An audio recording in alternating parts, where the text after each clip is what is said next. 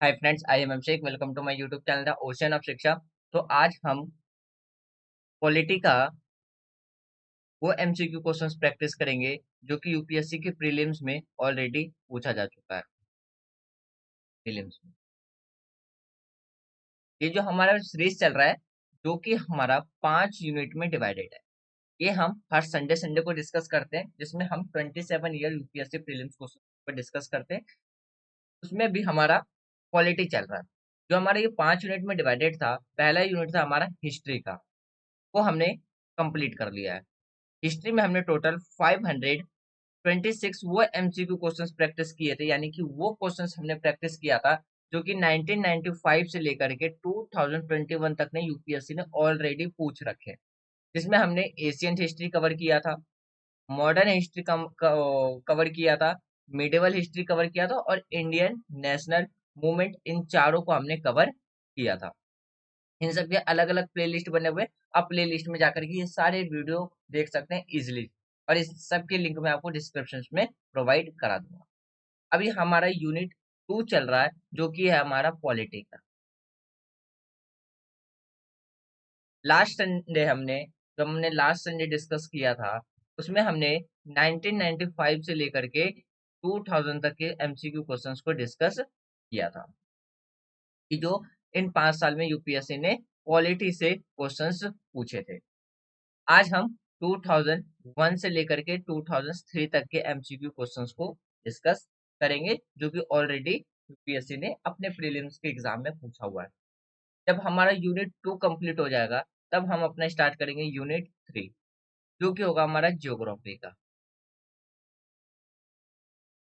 और जब हमारा जियोग्राफी भी कंप्लीट हो जाएगा, तब हम स्टार्ट करेंगे अपना यूनिट 4, जो कि होगा हमारा इकोनॉमिक्स का। और जब इकोनॉमिक्स भी कंप्लीट हो जाएगा, तब हम स्टार्ट करेंगे अपना यूनिट 5, जो होगा हमारा सी सेट, यानी कि जो हमारा प्रीलिम्स का जो दूसरा पेपर है, वो हम स्टार्ट करेंगे, सेकंड पेपर। तो चलिए स्टार्ट करते हैं हम अपना आज का डिस्कशन, जिसमें हम 2001 से लेकर के 2003 तक के क्वेश्चंस को डिस्कस करते हैं कि इन 2 सालों में यूपीएससी ने पॉलिटी से कौन कौन से क्वेश्चंस। एक छोटी सी बात बता दूं कि ये जो हमारा सीरीज चल रहा है संडे को 27 year UPSC prelims questions paper discuss करने के लिए, हर एक स्टूडेंट के लिए क्या रहेगा, ये काफी हेल्पफुल रहने वाला है। जिसका सिलेबस कंप्लीट हो चुका है, वो आज की वीडियो को एज ए टेस्ट की तरह सॉल्व करे, और जो अपना सिलेबस कंप्लीट कर रहे हैं, तो वो एक तरीके से ये समझने की कोशिश के लिए वीडियो देख सकते हैं कि यूपीएससी आखिर किस तरीके से क्वेश्चंस पूछती है। आपको एक गाइडेंस के रूप में ये वीडियो काफी ज्यादा हेल्पफुल करने वाला है। आगे की बातें हम लेक्चर कंप्लीट होने के वीडियो के लास्ट में डिस्कस करेंगे। तो पहले हम अपना स्टार्ट करते हैं आज के 2 साल का एमसीक्यू क्वेश्चंस प्रैक्टिस, जो कि सिविल यूपीएससी के प्रीलिम्स में और पॉलिटी सेक्शन से जो पूछे गए हैं उसको। तो आज का पहला सवाल है, ये पूछा गया था 2001 में। तो आज का पहला सवाल है कि संविधान के किस आर्टिकल में प्रोवाइड किया गया है कि हर एक सिटीजन क्या कर सकता है, endeavour to provided and adequate institutions in the mother tongue at the primary stage of education. यानी कि संविधान के किस अनुच्छेद में यह प्रावधान दिया गया है कि शिक्षा के जो प्राथमिक स्तर पर मातृभाषा में शिक्षा के लिए क्या है, पर्याप्त सुविधा प्रदान करने का प्रयत्न राज्य के पास, यानी कि राज्य का प्रयास होगा। ऑप्शन ए है आर्टिकल 349, ऑप्शन बी है आर्टिकल 350, ऑप्शन सी है आर्टिकल 350 ए, और ऑप्शन डी है आपके पास आर्टिकल 351। अब आपको बताना है कि इसका करेक्ट आंसर क्या होगा। तो इसका आंसर, करेक्ट आंसर देखने से पहले आप इसका करेक्ट आंसर, या तो अगर आप पेन कॉपी अपने साथ में लेकर के बैठ करके लेक्चर्स देख रहे हैं, तो आप पहले इसका करेक्ट आंसर अपने अकॉर्डिंग कॉपी में लिखे या कमेंट बॉक्स में लिखे, जैसा आपको सहूलियत है आप वहां पे लिख ले, और उसके बाद करेक्ट आंसर देखिए कि आपका आंसर करेक्ट है या नहीं। इससे ये पता चलता रहेगा कि आपको कहाँ पे रिविजन करना है, किस टॉपिक पे कितना फोकस करना है, या आप अपने सिलेबस को किस तरीके से फॉलो भी कर पा रहे हैं। तो इसका जो करेक्ट आंसर आपको मिलेगा, वो मिलेगा ऑप्शन सी, यानी कि आर्टिकल 300 ए। अनुच्छेद 350 ए में क्या लिखा गया है कि अनुच्छेद 350 ए, जो कि 7th कॉन्स्टिट्यूशन अमेंडमेंट एक्ट किया गया हुआ था 1956 में, के द्वारा इसको क्या किया गया था, ऐड किया गया था। और उसमें ये कहा गया था कि जितने भी जो राज्य हैं या राज्य के भीतर जितने भी जो स्थानीय जो लोकल अथॉरिटी है वो स्टेट के साथ मिलकर, यानी कि जो लोकल अथॉरिटी है वो ये प्रयास हो उसका ये प्रयास होगा कि संबंधित जो भी बच्चे हैं शिक्षा को प्राथमिक स्तर पर मातृभाषा में शिक्षा के लिए पर्याप्त सुविधाएं प्रदान की जाएगी। और ये कब ऐड हुआ था, ये हुआ था 7th कॉन्स्टिट्यूशन अमेंडमेंट एक्ट 1956 में। फिर इसमें क्या कहा गया था, इसमें जैसे कि बात रखी गई थी जो भी भाषाई जो भी अल्पसंख्यक है यानी कि जो भी माइनॉरिटीज हैं लिंग्विस्टिक माइनॉरिटीज के जो ग्रुप है, और राष्ट्रपति किसी भी राज्य को ऐसे निर्देश जारी कर सकते हैं जो ऐसी सुविधाओं का प्रावधान जो सुरक्षित करने के लिए क्या है आवश्यक या उचित समझा जाएगा। इसमें एक नोट करने वाली पॉइंट ये है, इसको आप नोट में भी राइट डाउन कर सकते हैं कि आर्टिकल 349, अगर हम बात करते हैं आर्टिकल 349 के बारे में, ये एक स्पेशल प्रोसीड्यूर है यानी कि भाषा से संबंधित कुछ कानून के अधिनियम के लिए क्या है विशेष प्रक्रिया है। जैसे हम अनुच्छेद 3 यानी कि आर्टिकल 350 की बात करते हैं तो इसमें क्या है कि शिकायतों के निवारण के लिए क्या है, अगर बात करते हैं जो कि हमारा language to be used in representations for the redress of grievance में क्या बात करता है कि शिकायतों के लिए निवारण के लिए जो भी अभ्यावेदन है या में उपयोग की जाने वाली भाषा अनुच्छेद आर्टिकल 351 हिंदी भाषा के विकास के लिए निर्देश की गई है। तो आप इसको नोट में लिख सकते हैं यानी कि आप इसको एक्स्ट्रा नॉलेज में ले सकते हैं। अब बात करते हैं हम अगले क्वेश्चन के बारे में, ये भी पूछा गया था 2021 में। ये पूछा गया है कि जो हमारे पास 4 ऑप्शन है उन 4 ऑप्शन में से कौन सा स्टेटमेंट करेक्टली डिस्क्राइब करता है हमारे फोर्थ शेड्यूल को, हमारे कॉन्स्टिट्यूशन के फोर्थ शेड्यूल को। ऑप्शन ए है कि ऑप्शन ए ये कहता है कि यह संघ और राज्य के बीच में शक्तियों के वितरण को सूचीबद्ध करता है, यानी कि it list the distribution of power between union and state. Option B कहता है कि इसमें संविधान की सूचीबद्ध भाषाएं शामिल है, यानी कि it contains the language listed in the constitution. Option C कहता है कि इसमें संविधान में सूचीबद्ध भाषाएं, यानी कि फ्रेंड्स ये चीज रिपीटेड हो गया है, ये वाला ऑप्शन क्या हो गया, रिपीटेड हो गया है। तो आप काट लीजिए। जब आप इसका पीडीएफ डाउनलोड कीजिएगा तो वहां पे आपको ये ऑप्शंस करेक्शंस मिल जाएगा। तो फिलहाल अभी मानिए कि आपके पास ऑप्शन 3 है, ए बी सी, और डी वाला ऑप्शन कहता है ये अलाउ करता है काउंसिल ऑफ सीट, यानी कि ये अलाउ करता है सीट इसमें काउंसिल ऑफ स्टेट में, यानी कि यह राज्य की परिषद में सीट का आवंटन करता है। तो इसका ऑप्शन आंसर देखते हैं, इसका जो करेक्ट आंसर आपको मिलेगा वो मिलेगा ऑप्शन डी। यानी कि अगर हम फोर्थ शेड्यूल की बात करते हैं अपने कॉन्स्टिट्यूशन की, तो वो किस बारे में है कि वो अलाउ करता है, यानी कि काउंसिल ऑफ स्टेट के सीट्स के लिए वो क्या करता है, अलाउड करता है। अब अगर हम इसके अगर हम बात करते हैं थोड़े एक्सप्लेनेशंस के बारे में कि किस शेड्यूल में क्या दे रखा है। सबसे पहले ये समझिए कि आज के टाइम पे अगर हम 2023 की बात करते हैं, हमारा कॉन्स्टिट्यूशन जो इम्प्लीमेंट हुआ था 1950 26 जनवरी 1950 में। अभी हम 2023 में है। तो अभी स्टार्टिंग में बात करते हैं तो हमारे कॉन्स्टिट्यूशन में 8 शेड्यूल थे, लेकिन आज के टाइम पे हम बात करते हैं टोटल 465 से ज्यादा आर्टिकल्स हैं, 12 शेड्यूल है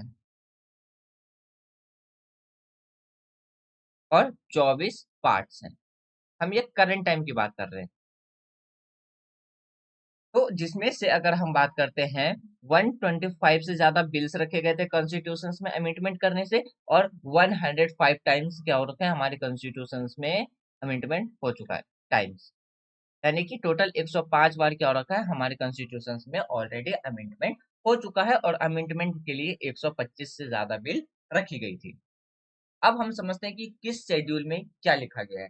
अगर हम फर्स्ट शेड्यूल की बात करते हैं, यानी कि जो हमारा सूची एक है की बात करते हैं, तो उसमें बात रखा गया है स्टेट और जो यूनियन टेरिटरी उसके नाम और उसके बाउंड्रीज के बारे में डिटेल में रखा गया है, किसमें, शेड्यूल 1 में। शेड्यूल 2 में क्या रखा गया है, जो भी स्पेशल पावर्स है, सैलरी है, डिटेल्स ऑफ जैसे कि प्रेसिडेंट, फिर governors of state, speaker and deputy speaker of Rajya Sabha and Lok Sabha, supreme court and high court के जो भी स्पेशल पावर्स है उनकी सैलरी के डिटेल में जो एक्सप्लेनेशन है वो किस में रखा गया है, कॉन्स्टिट्यूशन के शेड्यूल 2 में रखा गया है। शेड्यूल 3 की बात करते हैं, जैसे कि उसमें हम ओथ यानी कि शपथ और प्रोमिसेस की बात करते हैं, जितनी भी जो हमारी ऑल अथॉरिटीज है, एक्सपर्ट, जैसे कि हमारे प्रेसिडेंट हो गए या वाइस प्रेसिडेंट हो गए, ये सारी किस में रखी गई है, हमारे कॉन्स्टिट्यूशन के शेड्यूल 3 में रखा गया है। शेड्यूल 4 में क्या है, राज्यसभा और जो मेंबर ऑफ पार्लियामेंट है, courts of state and union territory, इसके बारे में शेड्यूल 4 में रखा गया है।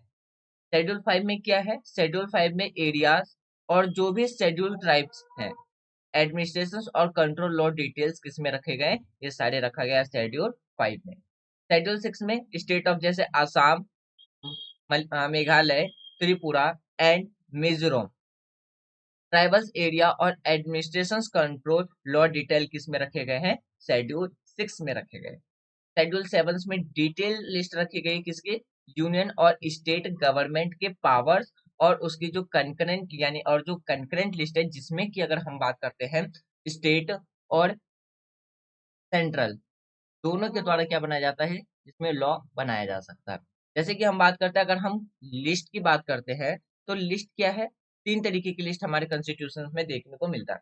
पहला है हमारा सेंट्रल लिस्ट, दूसरा है हमारा स्टेट लिस्ट और तीसरा है हमारा concurrent list.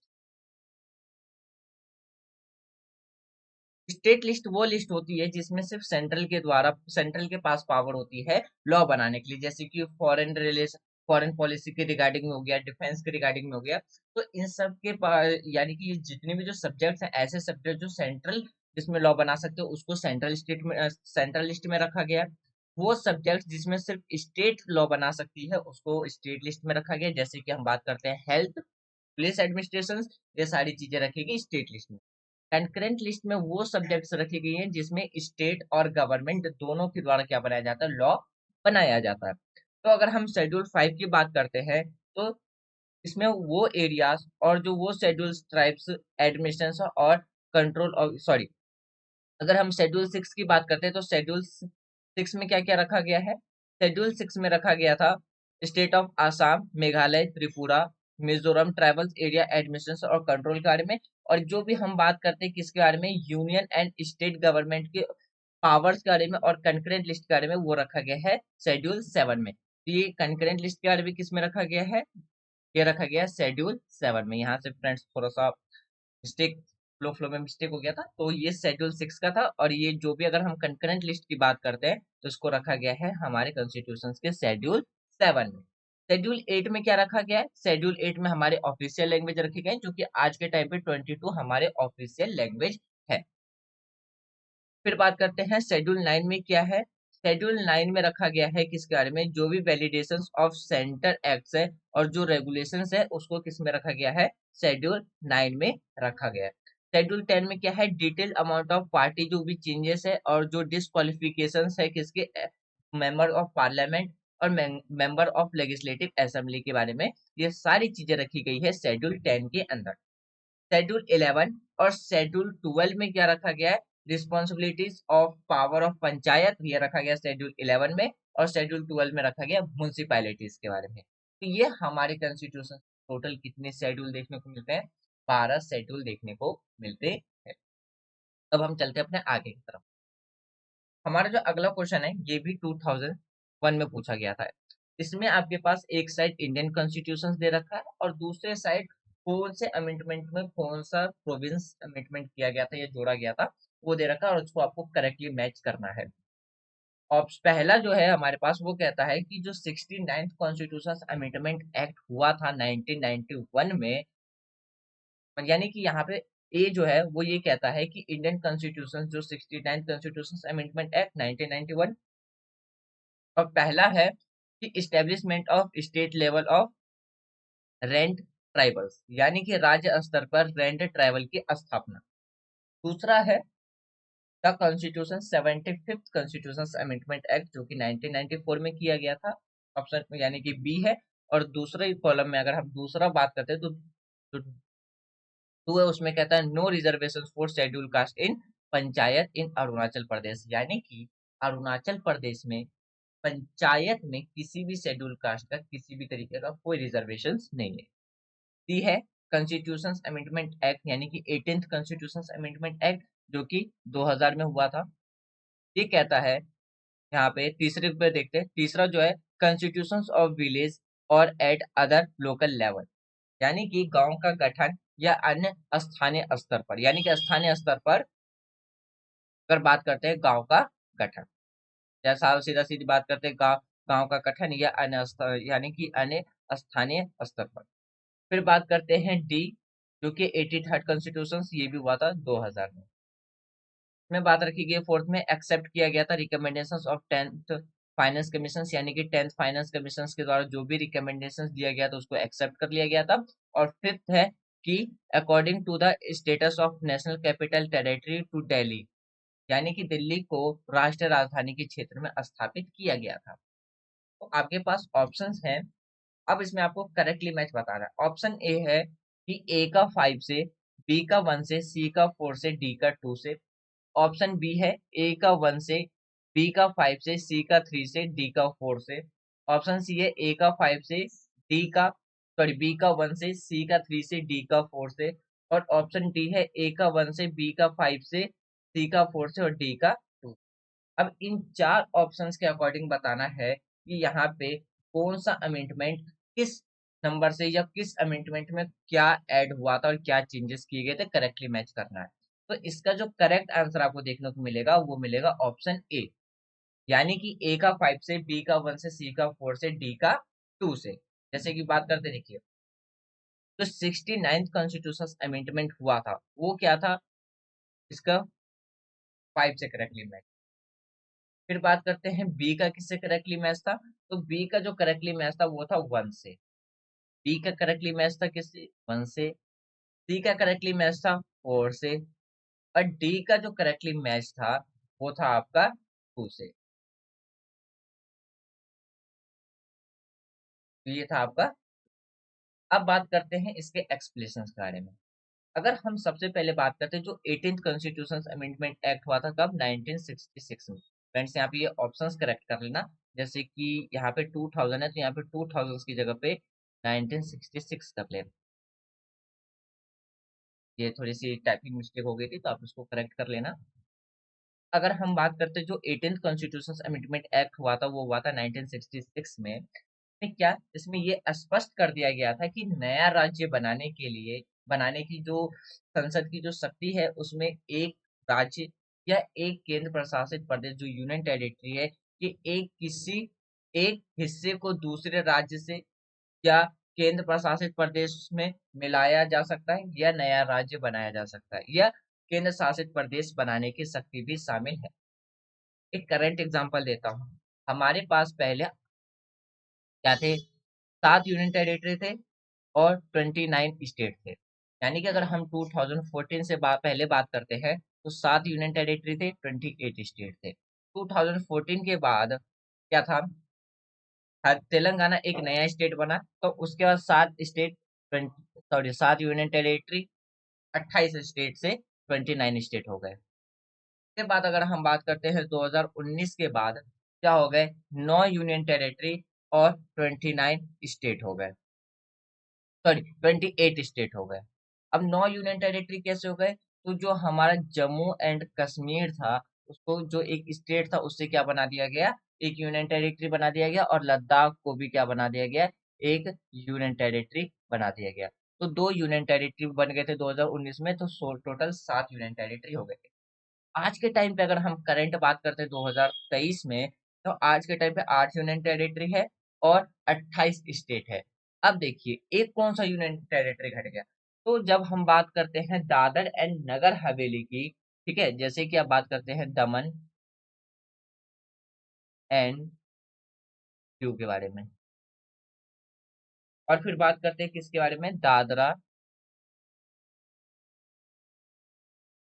And Nagar Haveli. तो इन दोनों को, जो कि एक टाइप पे अलग अलग यूनियन टेरिटरी हुआ करते थे, इन दोनों को मर्ज करके एक यूनियन टेरिटरी बना दिया। तो इस तरीके से जो ये किस तरीके कब हुआ था, ये जो पावर्स आई थी संसद के पास, किसमें आई थी? 18th कॉन्स्टिट्यूशन अमेंडमेंट एक्ट जो कि 1966 में हुआ था, उसके तहत संसद के पास ये पावर अधिकार आया कि भाई जो संसद है उसके पास ये पावर होगा कि वो यूनियन टेरिटरी, यानी कि कंट्री के अंदर किसी भी यूनियन टेरिटरी को किसी भी स्टेट में मिलाकर के एक नया स्टेट बना सकती है, किसी भी स्टेट को यूनियन टेरिटरी में मिलाकर के एक नया यूनियन टेरिटरी बना सकती है, या किसी भी यूनियन, दो यूनियन टेरिटरी को मिलाकर के एक यूनियन टेरिटरी बना सकती है। ये सारी चीजें जो पावर्स आई थी किसके तहत किया गया था? 18th कॉन्स्टिट्यूशन अमेंडमेंट एक्ट के तहत किया गया था। इसके बाद क्या था कि पंजाब और हरियाणा एक नए राज्य के निर्माण में निकले थे। फिर अगर हम बात करते हैं आगे, जो हमारा 69th कॉन्स्टिट्यूशन अमेंडमेंट एक्ट था, जो कि 1991 में हुआ था, इसमें क्या था कि जो यूनियन टेरिटरी ऑफ दिल्ली है उसको एक स्पेशल स्टेटस दिया गया था, नेशनल कैपिटल टेरिटरी, यानी कि एनसीटी ऑफ दिल्ली के नाम से, यानी कि केंद्र प्रशासित प्रदेश जो दिल्ली है उसको राष्ट्रीय राजधानी क्षेत्र में दिल्ली का विशेष दर्जा दिया गया। जिसमें अगर बात करते हैं जो 70 मेंबर्स लेजिस्लेटिव जो असेंबली थे, और जो 7 मेंबर काउंसिल ऑफ मिनिस्टर थे, उसकी भी स्थापना की गई थी। 75th कॉन्स्टिट्यूशन अमेंडमेंट एक्ट में क्या किया गया था, जो कि 1994 में हुआ था। इसमें ये कहा गया था कि संविधान के अनुच्छेद, जो कि हमारे कॉन्स्टिट्यूशन का जो आर्टिकल 336 है, उसके तहत जो भी हमारा सुप्रीम कोर्ट है या सर्वोच्च न्यायालय को छोड़कर जितनी भी जो अदालतें हैं, जितने भी जो कोर्ट्स हैं, के अधिकार क्षेत्र को बाहर करने के लिए राज्य स्तरीय रेंट ट्रिब्यूनल की स्थापना का प्रयत्न करता, यानी कि प्रावधान करता था। ये रखा गया था कब? 75th कॉन्स्टिट्यूशन अमेंडमेंट एक्ट, जो कि 1994 में हुआ, 1994। फिर बात करते हैं जो कि 83rd कॉन्स्टिट्यूशन अमेंडमेंट एक्ट हुआ था 2000 में। क्या रखा गया था इसमें? ये रखा गया था, इस एक्ट में जो अमेंडमेंट किया था, ये किया गया था आर्टिकल 243 एम में, जो कि किसी भी तरीके का रिजर्वेशंस की बात नहीं रखता है, किसमें? पंचायत में। और to be made of favour of SC and ST. SC मतलब शेड्यूल कास्ट, एसटी मतलब शेड्यूल ट्राइब। कहाँ पे? अरुणाचल प्रदेश में। यानी कि अधिनियम के अनुच्छेद 346 एम में संविधान में क्या किया गया? संशोधित किया गया, जिससे कि यह प्रावधान किया जा सके कि अरुणाचल प्रदेश में अनुसूचित जनजाति और अनुसूचित जाति के पक्ष में क्या है, पंचायत में कोई आरक्षण नहीं दिया जाएगा। जहां ये पूरी आबादी, ये जो आदिवासी, यानी कि बात करते हैं आबादी है, वो क्या है? आदिवासी है। ये किस में रखा गया था? ये रखा गया था 83rd कॉन्स्टिट्यूशन अमेंडमेंट एक्ट में। अब बात करते हैं हम अपने अगले क्वेश्चन के बारे में। ये भी क्वेश्चन 2001 में ही पूछा गया था। आपको ये बताना है कि यदि भारतीय संघ का एक नया राज्य बनाया जाना है तो संविधान के किस शेड्यूल में इसका एक्सप्लेनेशन है? हमने थोड़ी देर पहले ही अपने जो शेड्यूल्स के बारे में डिस्कस किया था, जो कि टोटल शेड्यूल्स है, तो उनमें से बताने कि किस शेड्यूल में रखा गया। ऑप्शन ए है फर्स्ट शेड्यूल में, ऑप्शन बी है सेकंड शेड्यूल में, ऑप्शन सी है थर्ड शेड्यूल में, और ऑप्शन डी है फिफ्थ शेड्यूल में। तो आपको बताना है कि नया यूनियन, यानी कि इंडिया के अंदर नया स्टेट या यूनियन को क्रिएट करने के लिए जो बात रखी गई है, वो अमेंडमेंट करके कॉन्स्टिट्यूशन के किस शेड्यूल में ऐड किया गया है। ऑप्शंस था आपके पास first schedule, second schedule, third schedule और फिफ्थ शेड्यूल। तो इसका जो करेक्ट आंसर मिलेगा वो मिलेगा आपको फर्स्ट शेड्यूल। यानी कि हम बात करते हैं किस बारे में, हम थोड़ी देर पहले अपने फिर से स्लाइड पे चलते हैं। अब जैसे देखिए, अगर हम फर्स्ट शेड्यूल की बात करते हैं तो इसमें क्लियरली मेंशन है कि state and union territory name and other boundary detail किसके में रखा गया है? तो ये हमारे फर्स्ट शेड्यूल में ही रखा गया है। तो इसीलिए जो हमारा करेक्ट आंसर था वो था ऑप्शन ए, यानी कि फर्स्ट शेड्यूल। ऑप्शन यानी कि शेड्यूल सेकंड में क्या है? Special power and salary detail of president, governors of state, speaker and deputy speaker of Rajya Sabha and Lok Sabha, supreme court and high court के जज के बारे में, ये सारी डिटेल किसमें है? हमारे सेकंड शेड्यूल में। थर्ड शेड्यूल में ओथ और प्रोमिस की बात करते हैं, जितनी भी जो अथॉरिटीज हैं, एक्सपर्ट, जिसमें हम बात करते हैं प्रेसिडेंट और वाइस प्रेसिडेंट के बारे में। फोर्थ शेड्यूल में क्या है? Rajya Sabha member of parliament, court of state and union territory के बारे में बात रखी गई है शेड्यूल 4 में। शेड्यूल 5 में क्या है, शेड्यूल्ड एरिया जो कि शेड्यूल ट्राइब्स, एडमिनिस्ट्रेशन और कंट्रोल लॉ डिटेल के बारे में बात रखी गई है शेड्यूल 5 में। शेड्यूल 6 में क्या है, जितने भी जो यानी कि जो स्टेट ऑफ जैसे Assam, Meghalaya, Tripura and Mizoram tribals areas, administration and control of law detail के बारे में बात रखी गई है शेड्यूल 6 में।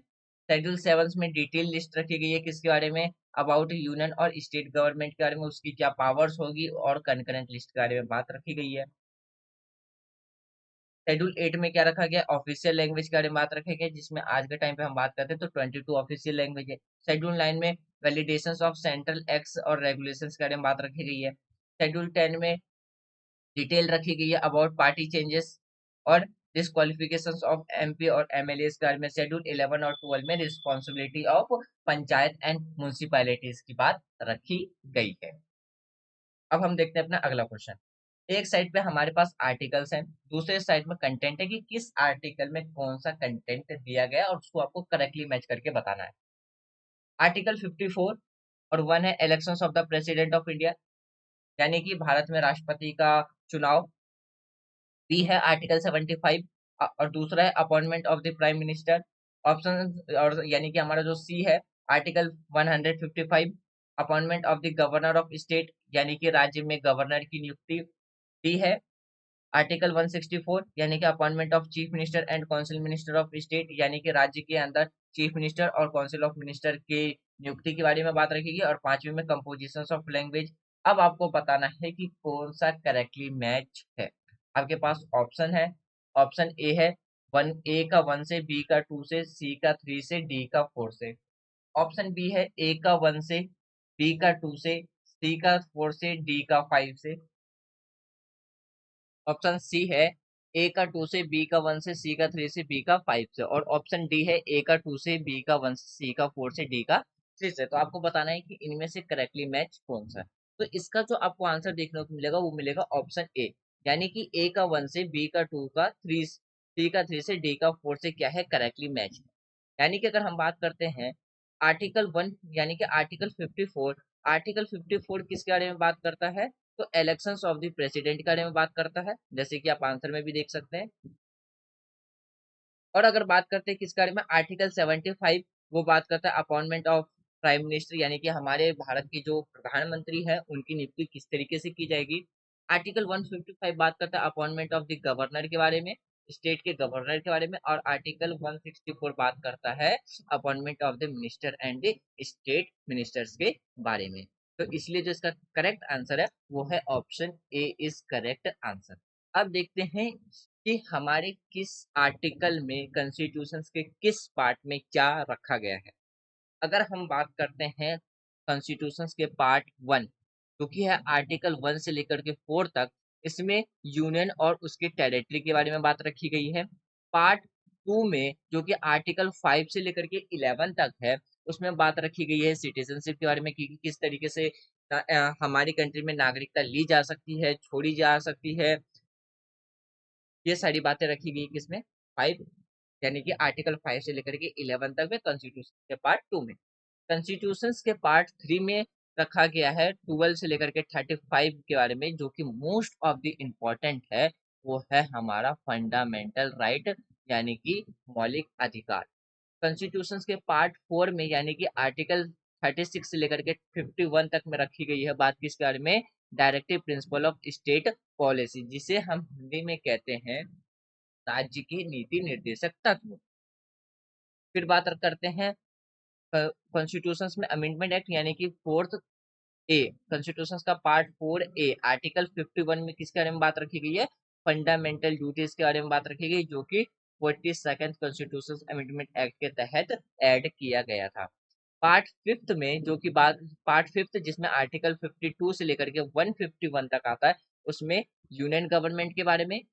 और पार्ट 6 में जो कि आर्टिकल 152 से लेकर के 237 तक आता है, उसमें स्टेट गवर्नमेंट की बात रखी गई है। फिर बात करते हैं इंडियन कॉन्स्टिट्यूशन पार्ट 7 में जो कि आर्टिकल 233 है, यानी कि 203 है, यानी कि 238 में, जिसमें डिटेल रखी गई है state with the part B of the first schedule और रिप्लेस जिसे रिपील्ड किया गया था 1956 में बाय द 7th अमेंडमेंट के तहत। पार्ट 8 में कॉन्स्टिट्यूशन के पार्ट 8 में बात करते हैं जो कि आर्टिकल 239 से लेकर के 241 तक की बात रखता है। वो किसकी बात करता है? यूनियन टेरिटरी की बात रखता है, जो कि आर्टिकल 242 में क्या किया गया था, इसे रिपील किया गया। फिर बात करते हैं नाइन्थ पार्ट, यानी कि जो हमारा कॉन्स्टिट्यूशन का पार्ट 9 है, जो कि आर्टिकल है 243 ए से लेकर के ओ तक, उसमें पंचायती राज के बारे में बात की गई है। और पार्ट 9 ए में जिस पार्ट में आपको लास्ट में अल्फाबेट देखने को मिलेगा और आर्टिकल में अल्फाबेट देखने को मिलेगा, यानी कि उसको हमने कॉन्स्टिट्यूशन अमेंडमेंट एक्ट करके क्या किया है, अपने कॉन्स्टिट्यूशन में ऐड किया है। तो पार्ट 9 ए आर्टिकल 243 पी से लेकर के जेड जी तक की बात करते हैं, तो उसमें म्यूनसिपैलिटीज के बारे में बात रखी गई है। पार्ट 10 में जो कि आर्टिकल 244 से लेकर के 244 ए तक की बात करते हैं, तो उसमें शेड्यूल कास्ट और शेड्यूल ट्राइब के बारे में बात रखी गई है, हमारे कॉन्स्टिट्यूशन में प्रावधान रखा गया है। पार्ट 11 की बात करते हैं, जो कि आर्टिकल 245 से 263 तक की बात करते हैं, रिलेशंस बिटवीन स्टेट और यूनियन टेरिटरी की बात रखी गई है। पार्ट 4 में जो कि हमारा आर्टिकल 264 से लेकर के आर्टिकल 300 ए तक, जिसमें फाइनेंस, प्रॉपर्टी, कॉन्ट्रैक्ट्स और सुसाइड्स के बारे में बात रखी गई है। पार्ट 13 में जो कि आर्टिकल 301 से लेकर के 307 तक है, उसमें क्या बात रखी गई है, ट्रेड, कॉमर्स, इंटरकोर्स जो with in the territory of India में, इसके बारे में डिटेल में बात रखी गई है। डिटेल में इसका बात करते हैं क्या प्रावधान हमें देखने को मिलता है। फिर बात करते हैं पार्ट 14 में, जो कि आर्टिकल 308 से लेकर के 323 तक है, उसमें सर्विस अंडर जो भी यूनियन टेरिटरी और स्टेट्स है उसकी बात रखी गई है। पार्ट 14 ए है, ये भी 14 ए। पार्ट 14 ए में जो कि आर्टिकल 323 ए यानी कि 323 ए से लेकर के 323 बी, जिसमें एडमिनिस्ट्रेटिव ट्राइवल्स की बात रखी गई, प्रावधान रखा गया, जिसको भी 42nd कॉन्स्टिट्यूशन अमेंडमेंट एक्ट करके हमारे कॉन्स्टिट्यूशन में जोड़ा गया था। और 42nd कॉन्स्टिट्यूशन अमेंडमेंट एक्ट कब हुआ था, तो 1976 में। उस टाइम पे हमारी कंट्री में इंदिरा गांधी प्राइम मिनिस्टर थी, यानी कि हम बात कर सकते हैं प्राइम मिनिस्टर इंदिरा गांधी के एडमिनिस्ट्रेशन के अंदर में 42nd कॉन्स्टिट्यूशन अमेंडमेंट एक्ट किया गया था, जिसे एक मिनी कॉन्स्टिट्यूशन के नाम से भी हम जानते हैं। फिर बात करते हैं पार्ट 15 में, जो कि आर्टिकल 324 से लेकर के 329 तक की बात रखी गई, उसमें इलेक्शंस के बारे में बात रखी गई है। पार्ट 16 में जो कि 330 से लेकर के 342 तक है, तो उसमें स्पेशल प्रोविंस रखी गई है, रिजर्वेशन रखा गया है, किसका, schedule tribe, schedule caste, schedule tribes और Anglo India etcetera. Anglo India का मतलब था कि जब हमारी कंट्री कॉलोनियल थी, तो उस टाइम पे जो ब्रिटिश के लोग थे, जिसने इंडियन ह्यूमन से या इंडियन मैन ने ब्रिटिश ह्यूमन से क्या किया था, मैरिज करके यहीं पे रह गए थे, तो उसको कहा गया था एंग्लो इंडियंस, उसके बारे में बात रखा गया। फिर कॉन्स्टिट्यूशन के पार्ट 17 की बात करते हैं, जो कि आर्टिकल 343 से आर्टिकल 351 तक की बात है, तो उसमें हमारे ऑफिशियल लैंग्वेज के बारे में बात रखी गई है।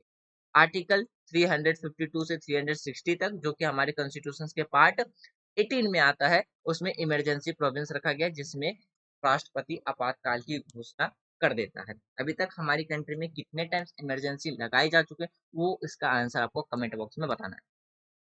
पार्ट 19 में जो कि आर्टिकल 361 से लेकर के 367 तक, इसमें किसके बारे में बात करता है, miscellaneous provinces, immunity of president, legislature, इन सब के बारे में बात करता है।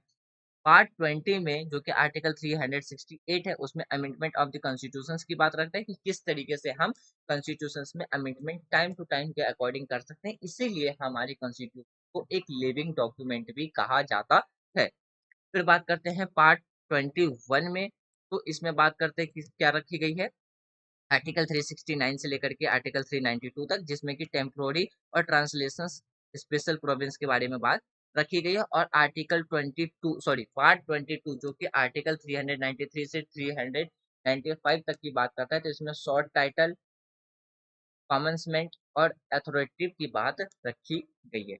तो एक साइड पे हमारे कॉन्स्टिट्यूशन के पार्ट्स, आर्टिकल्स और किस आर्टिकल में कौन सा एरिया रखा गया है, वो सारी चीजें यहाँ पे मैंने एक्सप्लेन कर दी। अब बात करते हैं हम अपने नेक्स्ट क्वेश्चन के बारे में। अगला जो क्वेश्चन है इसमें आपको ये बताना है कि भारतीय संविधान की किस संशोधन में, यानी कि किस कॉन्स्टिट्यूशन अमेंडमेंट के तहत जो राष्ट्रपति को मंत्रिपरिषद द्वारा पुनः निर्वाचन के लिए किसी भी मामले में वापस भेजने का अधिकार देता है। ऑप्शन ए है 39, ऑप्शन बी है 40 यानी कि 40वां, ऑप्शन सी है 42nd और ऑप्शन डी है 44th। तो इसका जो करेक्ट आंसर मिलेगा वो मिलेगा आपको ऑप्शन डी, तो यानी कि 44th, यानी कि 44th। अगर हम बात करते हैं 44th कॉन्स्टिट्यूशन अमेंडमेंट एक्ट जो कि 1978 में किया गया था। अब ये देखिए कि 1976 में क्या था, 42nd कॉन्स्टिट्यूशन अमेंडमेंट एक्ट किया गया था, जिसे हम मिनी कॉन्स्टिट्यूशन भी कहते हैं। अब इसके 2 साल बाद जो 44th कॉन्स्टिट्यूशन अमेंडमेंट एक्ट हुआ था, तो इसमें वो सारी मिस्टेक सुधारी गई थी जो कि 42nd में हुई थी। अगर बात करते हैं जो 44th कॉन्स्टिट्यूशन अमेंडमेंट एक्ट हुआ था, उसमें प्रेसिडेंट के द्वारा सेंड, यानी कि अगर बात करते हैं राष्ट्रपति की सलाह को एक बार फिर से पुनः विचार करने के लिए वापस भेजा जा सकता था, लेकिन यदि मंत्रिपरिषद परिषद वही सलाह दोबारा भेजता है राष्ट्रपति को, तो राष्ट्रपति उससे मना नहीं, यानी कि मतलब उसे राष्ट्रपति को ये मानना ही पड़ेगा। इस संशोधन को कब ऐड किया गया था, तो 20 जून 1979 में इसे प्रभावी हुआ था, यानी कि ये फोर्स में आया था।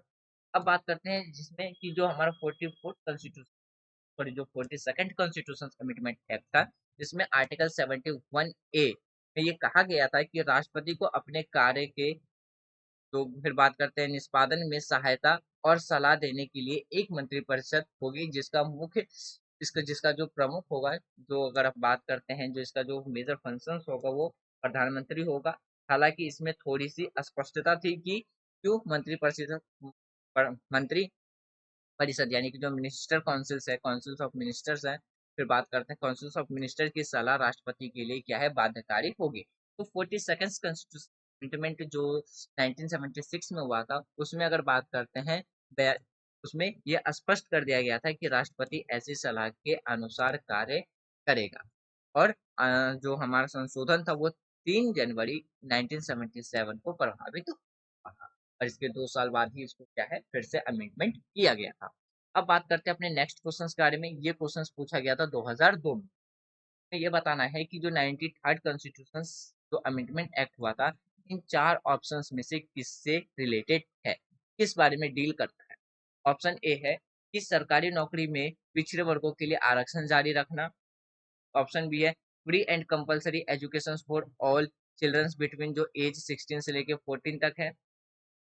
सी है reservation of 30% post for human in government requirements, यानी कि सरकारी भर्तियों के लिए महिलाओं को 30% की आरक्षण देना। और ऑप्शन डी है हाल ही में बनाए गए राज्यों के लिए अधिक संख्या में संसदीय सीटों का आवंटन। तो आपको बताना है इन चारों में से को जो 93rd कॉन्स्टिट्यूशन अमेंडमेंट है वो किससे रिलेटेड है। तो इसका जो करेक्ट आंसर मिलेगा वो मिलेगा आपको ऑप्शन बी, यानी कि free and compulsory education for all childrens between the age of 6 and 14। यानी कि अगर बात करते हैं 93rd कॉन्स्टिट्यूशन अमेंडमेंट एक्ट के तहत, जिसमें कि 6 साल से लेकर के 14 साल तक के बच्चों के लिए क्या है, फ्री एंड कंपलसरी क्या है, एजुकेशन प्रोवाइड करने की बात रखी गई थी। कोई भी बच्चा किसी भी प्रकार से क्या है कि वो फीस पे नहीं करेगा 6 साल से 14 साल तक के बीच में। तो इसलिए जो इसका जो करेक्ट आंसर है वो है ऑप्शन बी। अब बात करते हैं नेक्स्ट क्वेश्चन के बारे में। ये भी 2002 में पूछा गया था। एक साइड में हमारे पास इंडियन कॉन्स्टिट्यूशन आर्टिकल्स है और दूसरे साइड में कि किस आर्टिकल में कौन सा प्रोविंस है उसके बारे में बात की गई है। पहला है हमारा आर्टिकल 16, यानी कि आर्टिकल 16(2). फर्स्ट है no person shall be deprived of property save by the authority of law, यानी कि कानून के यानी कि प्राधिकार के अलावा किसी भी व्यक्ति को उसकी संपत्ति से यानी कि वंचित नहीं किया जा सकता है। बी है हमारे पास आर्टिकल 29(2), यानी कि जाति, धर्म या किसी के भी आधार पे क्या है, सार्वजनिक नियुक्ति के मामले में किसी भी व्यक्ति के साथ भेदभाव नहीं किया जा सकता है, दूसरे पे लिखा हुआ। तीसरा आर्टिकल 31, वो ये कहता है all minorities whether based on religious और languages shall have to establish and administration education institute their choice. अगर हम आर्टिकल 30 की बात करते हैं तो ये आता है हमारा फंडामेंटल राइट्स के अंदर, जिसमें कहा गया है जाति या भाषा के आधार पर किसी भी अल्पसंख्यकों को अपनी पसंद के शिक्षा शैक्षणिक स्थानों की स्थापना और यानी कि प्रशासन करना होगा, या वो कर सकते हैं, उनकी वो अपनी खुद की चॉइस होगी। डी है हमारे पास आर्टिकल 31(a)(1), तो इसमें कहा गया है no citizen shall be denied admissions into any education institutions maintained by the state or receiving state aid on religion, race, caste, language or any ground of others। यानी कि किसी भी नागरिक को धर्म, मूल वंश, जाति, भाषा इनमें से किसी के भी आधार पर राज्य द्वारा पोषित या राज्य सहायता प्राप्त करने के लिए शैक्षणिक स्थान में प्रवेश से वंचित नहीं किया जा सकता। तो यहाँ पे हमारे पास फंडामेंटल राइट से रिगार्डिंग में यहाँ पे कुछ प्रोविंस दिए गए हैं, आप उसको करेक्टली मैच करके बताना है कि कौन सा करेक्टली मैच है। आपके पास ऑप्शन ए है, ए का 2 से, आपके पास जो ऑप्शन है ए का 2 से, बी का 4 से, सी का 3 से, डी का 1 से। ऑप्शन बी है ए का 3 से, बी का 1 से, सी का 2 से, डी का 4 से। ऑप्शन सी है ए का 2 से, बी का 1 से, सी का 3 से, डी का 4 से। ऑप्शन डी है ए का 3 से, बी का 4 से और सी का 2 से, डी का 1 से। अब आपको बताना है कि करेक्टली मैच कौन सा है। तो इसका जो करेक्ट आंसर मिलेगा वो मिलेगा आपका ऑप्शन ए, यानी कि ए का 2 से, बी का 4 से, सी का 3 से, डी का 1 से। तो इसका जो राइट आंसर है वो है ऑप्शन ए। यानी कि अगर हम बात करते हैं यहाँ पे कि ए का किससे था, 2 से था, बी का 4 से था, सी का 3 से था और डी का 1 से था। पहले इसको क्लियर कर लेते हैं पहले तो। यानी कि बात करते हैं ए का किससे था, ए का था 4, सॉरी ए का था 2 से, ए का था हमारा 2 से, बी का था 4 से, सी का था डी का था हमारा डी का था हमारा 3 से और डी का था 1 से। तो ये इसका करेक्टली मैच है। यानी कि अगर हम बात करते हैं आर्टिकल 16(2) में क्या लिखा है, 16 क्लॉज 2, इसमें ये लिखा गया था कि जाति, धर्म के आधार पर जो भी सार्वजनिक नियुक्ति के मामले में किसी भी व्यक्ति के साथ भेदभाव नहीं किया जा सकेगा, नहीं किया जा सकता। आर्टिकल 29(क्लॉज 2) में क्या लिखा हुआ है, जिसका था कि किसी भी नागरिक को धर्म, मूल वंश, जाति, भाषा इनमें से किसी के भी आधार पर क्या है, राज्य द्वारा पोषित या राज्य सहायता प्राप्त करने के लिए शैक्षणिक स्थानों में प्रवेश करने से वंचित नहीं किया जा सकता है, नहीं किया जा सकता। और सी का जिसका हमारा तीसरा था, यानी कि धर्म, जैसे कि धर्म या भाषा के आधार पर सभी अल्पसंख्यकों को अपनी पसंद की संसद, शिक्षण, शैक्षणिक स्थान स्थापित और प्रशंस करने का अधिकार होगा। तो इसीलिए जो हमारा जिसका करेक्टली मैच था वो था ऑप्शन ए इज करेक्टली। अब बात करते हैं 22 क्वेश्चन के बारे में। ये क्वेश्चन, इसमें से क्वेश्चन 2002 में पूछा गया था। इसमें ये बताना है कि भारतीय संविधान में राजनीति निर्देशक सिद्धांत को शामिल करने का उद्देश्य स्थापित करता है। यानी कि जो हमारे कॉन्स्टिट्यूशन में जो डीपीएसपी है उसको इस्टेब्लिश करने का मेन पर्पस क्या है। ऑप्शन ए है पॉलिटिकल डेमोक्रेसी, ऑप्शन सी है सोशल डेमोक्रेसी, ऑप्शन सी है गांधीन डेमोक्रेसी और ऑप्शन डी है सोशल एंड इकोनॉमिक डेमोक्रेसी। तो इसका जो करेक्ट आंसर मिलेगा वो मिलेगा आपको ऑप्शन डी, यानी कि सोशल एंड इकोनॉमिक डेमोक्रेसी। फिर बात करते हैं अगले क्वेश्चन के बारे में। ये भी 2002 में पूछा गया था। इसमें ये बताना है कि जो directive principle of state policy है वो किस आर्टिकल्स में डील करती है, यानी कि किस आर्टिकल के अंदर directive principle of state policy रखा गया है। जिसमें अगर हम बात करते हैं promotion of internal peace and security की बात रखी गई। ये क्वेश्चन पूछा गया था 2002 में। ऑप्शन है आर्टिकल 51, ऑप्शन बी है article 48A, option C article 43A, option D है आर्टिकल 41। तो इसका जो करेक्ट आंसर मिलेगा वो मिलेगा आपको ऑप्शन ए आर्टिकल 51। ये सारी चीजें हमने ऑलरेडी जब अभी थोड़ी देर पहले कॉन्स्टिट्यूशन के किस पार्ट में किस आर्टिकल में क्या क्या दिया हुआ वो ऑलरेडी डिस्कस किया है। अब बात करते हैं अपने नेक्स्ट क्वेश्चन के बारे में। ये क्वेश्चन भी 2003 में पूछा गया था। इसमें ये बताना है कि जो 9th शेड्यूल है और इंडियन कॉन्स्टिट्यूशन के बारे में, वो कब ऐड किया गया था, यानी कि किस कॉन्स्टिट्यूशन अमेंडमेंट एक्ट के तहत 9th शेड्यूल को ऐड किया गया था। ऑप्शन ए है first constitution amendment act, option B है 8th constitution amendment act, option C है 9th कॉन्स्टिट्यूशन अमेंडमेंट एक्ट और ऑप्शन डी है 42nd कॉन्स्टिट्यूशन अमेंडमेंट एक्ट। तो इसका जो करेक्ट आंसर मिलेगा वो मिलेगा आपको फर्स्ट कॉन्स्टिट्यूशन अमेंडमेंट एक्ट। अब बात करते हैं अपने नेक्स्ट क्वेश्चन के बारे में। ये भी 2003 में पूछा गया था। इसमें यह बताना है कि भारतीय संविधान के किस अनुच्छेद के तहत राष्ट्रपति के चुनावी सुधारों पर अध्यादेश को अपनी संपत्ति दी, यानी कि संपत्ति दी थी, और जब इसे बिना किसी भी बदलाव में केंद्रित मंत्रिमंडल द्वारा वापस भेज दिया गया था। ये सवाल कब पूछा गया था? ये सवाल पूछा गया था 2003 में। तो ऑप्शन है आर्टिकल 121, ऑप्शन बी है article 122, option C article 123, option D है आर्टिकल 124। तो इसका जो करेक्ट आंसर मिलेगा वो मिलेगा आपको option C article 123 is correct answer. Next question देखते हैं। नेक्स्ट क्वेश्चन में बताना है कि ये भी 2003 में पूछा गया था। इसमें बताना है कि भारतीय संविधान के किस अनुच्छेद के तहत राष्ट्रपति ने गुजरात की विधानसभा चुनाव वर्ष 2002 में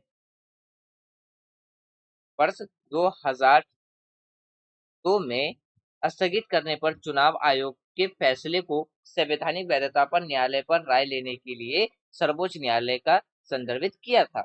आर्टिकल ऑप्शन है आर्टिकल 142, ऑप्शन बी है आर्टिकल 143, ऑप्शन सी है आर्टिकल 144 और ऑप्शन डी है आर्टिकल 145। तो इसका जो करेक्ट आंसर है वो मिलेगा आपको आर्टिकल 143, यानी कि option B is correct answer. अगला क्वेश्चन है, इसमें ये बताना है कि इनमें से किस आर्टिकल, यानी कि इंडियन कॉन्स्टिट्यूशन के किस आर्टिकल के अंदर प्रोवाइड किया गया है कि it shall be the duty of the union to protect every state against the external aggression and internal disturbance. यानी कि क्वेश्चन ये पूछा गया है कि भारत के संविधान के किस आर्टिकल के अंदर ये कहा गया है कि ये यूनियन की ये ड्यूटी होगी कि वो हर एक स्टेट को प्रोटेक्ट करे एक्सटर्नल एग्रेशन के से, यानी कि जो बाहरी जो थ्रेट्स है, बाहरी जो डेंजरस उससे, और जो इंटरनल डिस्टरबेंस है उससे। ऑप्शन ए है आर्टिकल 151, यानी कि आर्टिकल 250, ऑप्शन बी है आर्टिकल 275, ऑप्शन सी आर्टिकल 325 और ऑप्शन डी आर्टिकल 355। तो इसका जो करेक्ट आंसर मिलेगा वो मिलेगा आपको ऑप्शन डी, यानी कि आर्टिकल 355। यानी कि आर्टिकल 355 ये कहता है कि सेंट्रल की ये ड्यूटी रहेगी कि हमारे स्टेट के अंदर जितने भी जो स्टेट हैं उन सबको एक्सटर्नल एग्रेशन से और इंटरनल डिस्टरबेंस से प्रोटेक्ट करना स्टेट से, यानी कि यूनियन यानी कि सेंट्रल का ड्यूटी रहेगा। अगला क्वेश्चन है, ये भी 2003 में पूछा गया था। आपको करेक्टली मैच करना है। एक साइड पे हमारे पास लिस्ट में कि इंडियन कॉन्स्टिट्यूशन के इंस्टीट्यूट्स के नाम दिए गए, यानी कि प्रोविंस के नाम दिए गए, और दूसरा ये बताया कि किस कंट्री से हमने कौन सा फीचर्स एडॉप्ट किया है। पहला है डीपीएसपी, ऑप्शन ए है ऑस्ट्रेलिया, बी है फंडामेंटल राइट, जिस दूसरा है कनाडा, सी है कॉन्करेंट लिस्ट आयरलैंड, और डी है हमारे पास India is a union of state with the greater power of union. Fourth हमारा यूनाइटेड किंगडम और फिफ्थ हमारा यूएसए।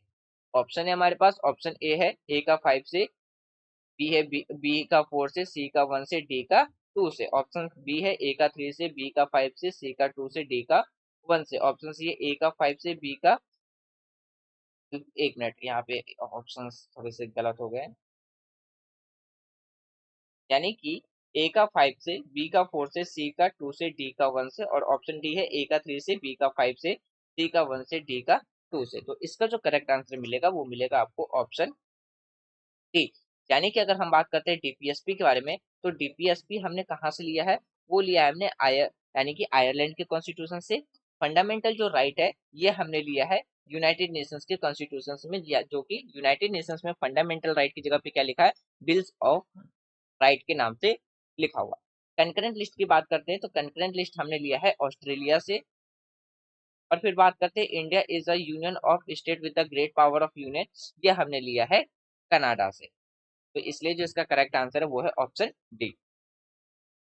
अगला क्वेश्चन देखते हैं, ये भी 2003 में पूछा गया था। इसमें से बताना है कि निम्नलिखित में से कौन सा संवैधानिक संशोधन राज्य के चुने जाने वाले लोकसभा सदस्यों की संख्या बढ़ाने से संबंधित है। ऑप्शन ए है 6th and 22nd constitution amendment act. Option B है 13th and 38th constitution amendment act. Option C है 7th and 31st constitution amendment act. और ऑप्शन डी है 11th and 42nd constitution amendment act. तो इसका जो correct answer मिलेगा वो मिलेगा आपको ऑप्शन सी, यानी कि 7th और 31st कॉन्स्टिट्यूशन अमेंडमेंट एक्ट। 7 और जो 7th कॉन्स्टिट्यूशन अमेंडमेंट एक्ट था वो 1976 में अमेंडमेंट किया गया था, जो कि लोकसभा की संरचना और प्रत्येक जनगणना के बाद बात करते हैं रीजस्टमेंट आफ्टर, हर एक सेंसस के बाद रखने की बात की गई थी। 31 कॉन्स्टिट्यूशन अमेंडमेंट एक्ट जो कि 1973 में हुआ था, इसमें क्या था, लोकसभा में राज्य के प्रतिनिधित्व को ऊपरी सीमा को यानी कि 500 से बढ़ा करके 525 करने और केंद्र शासित प्रदेशों की जो प्रतिनिधित्व की ऊपरी सीमा 25 से घटा करके 20 करने का प्रावधान है। तो ये कब किया गया था? ये सारे किए गए थे। एक तो 7th कॉन्स्टिट्यूशन अमेंडमेंट में एक्ट में जो कि 1956 में हुआ था, और एक था 31st कॉन्स्टिट्यूशन अमेंडमेंट एक्ट जो कि 1973 में किया गया था। तो इसीलिए जो इसका जो करेक्ट आंसर है वो मिलेगा आपको option C is correct answer. आज का लास्ट क्वेश्चन है। आज के लास्ट क्वेश्चन में आपको ये बताना है कि निम्नलिखित संविधान यानी कि भारत के संविधान की निम्नलिखित में से कौन सी अनुसूची राज्यों के नामों की सूची देती है और उनके क्षेत्रों को और स्पष्ट करती है। यानी कि बताना है कि जो इंडियन कॉन्स्टिट्यूशन के किस शेड्यूल में स्टेट ऑफ नेम्स और स्पेसिफिक स्पेसिफिक ऑफ टेरिटरीज की बात रखी गई है। ऑप्शन ए है फर्स्ट, ऑप्शन बी है सेकंड, ऑप्शन सी है थर्ड और ऑप्शन डी है फोर्थ। तो इसका आंसर आपको बताना है क्या होगा। थोड़ी देर पहले हमने पूरे अपने 12 के 12 शेड्यूल्स के डिस्कस किया था। तो इसका जो करेक्ट आंसर है वो मिलेगा आपका ऑप्शन ए में, यानी कि फर्स्ट शेड्यूल में। तो फ्रेंड्स, ये था हमारा आज का डिस्कशन, जिसमें हमने सन 2001 से लेकर के 2003 तक के वो एमसीक्यू क्वेश्चंस प्रैक्टिस किए हैं जो यूपीएससी ने पॉलिटी से ऑलरेडी पूछे पूछ रखे थे। तो मुझे उम्मीद है कि ये जो हमारी सीरीज है जो कि यूनिट वाइज अभी चल रही है, जिसमें हम 27 year UPSC prelims questions paper discussions कर रहे हैं, तो वो आपको हेल्पफुल रहा होगा आपके लिए। और यदि आपके लिए हेल्पफुल रहा है तो आप वीडियो को लाइक कर सकते हैं, शेयर कर सकते हैं। आज की वीडियो कंप्लीट करने से पहले एक छोटी सी इन्फॉर्मेशन मैं आपको दे देता हूँ कि हमारा जो वीडियो पैटर्न है वो किस पैटर्न पे चल रही है और आगे किस तरीके से कंटिन्यू होता रहेगा। अगर हम बात करते हैं मंडे से लेकर के सैटरडे तक, तो जिसमें हम एनसीईआरटी और एक स्टैंडर्ड बुक जो कि हमारा एम लक्ष्मीकांत का, उसको हम डिस्कस कर रहे हैं। एनसीईआरटी में हमने क्लास 6 से लेकर के क्लास 11 तक की जो फर्स्ट एंड सेकंड इन दोनों को कंप्लीट कर लिया। अभी हम क्लास 12 की first book contemporary of world politics का चैप्टर 7 डिस्कस कर रहे हैं। कल हमारा उसका लेक्चर जो थर्ड है वो हम डिस्कस करेंगे। ठीक है, पैरेलल में अगर हम एम लक्ष्मीकांत की बात करते हैं तो इसमें हमने पार्ट 1 एंड पार्ट 2 कंप्लीट कर लिया है टोटल 72 लेक्चर्स में, जिसमें हमने हर एक चैप्टर का एमसीक्यू क्वेश्चंस भी प्रैक्टिस किया है। और इन दोनों पार्ट का आपका 2 टेस्ट भी मिल जाएगा। तो ये सारे वीडियो प्लेलिस्ट में अपलोडेड है, आप प्लेलिस्ट में जाकर के देख सकते हैं। जैसे ही हमारा एनसीईआरटी की पॉलिटी कंप्लीट होगी, तब हम उसके बाद एनसीईआरटी की जो वीडियो स्टार्ट करेंगे वो होगा हमारा जियोग्राफी का। इसमें हम क्लास 6 से लेकर के 12 तक ज्योग्राफी डिस्कस करेंगे। ज्योग्राफी कंप्लीट होने के बाद हम डिस्कस करेंगे इकोनॉमिक्स का, जो कि 9 से लेकर के 12 तक का होगा। और जो हमारा संडे संडे जो UPSC prelims questions paper discussion series चल रहा है, जो कि हमारा 5 यूनिट में डिवाइडेड है। ये चीज मैंने आपको स्टार्टिंग में बता दिया था। पहला यूनिट जो था हमारा हिस्ट्री का, वो हमने कंप्लीट कर लिया है। अभी हमारा सेकंड यूनिट चल रहा है जो है पॉलिटी का। जब हम पॉलिटी कंप्लीट कर लेंगे तब उसके बाद हम अपना ज्योग्राफी स्टार्ट करेंगे, और ज्योग्राफी के बाद इकोनॉमिक्स, और उसके बाद हम सीसेट स्टार्ट करेंगे। जो उम्मीद है कि ये वीडियो आपके लिए काफी ज्यादा हेल्पफुल रही होगी। वीडियो पसंद आ रही है तो वीडियो को लाइक कर सकते हैं, शेयर कर सकते हैं, चैनल को सब्सक्राइब कर सकते हैं। और वीडियो के रिगार्डिंग जो भी एडवाइस है कमेंट बॉक्स ओपन है, तो आप वहां पे भी जाकर के दे सकते हैं। Thanks for watching friends, take care, जय हिंद।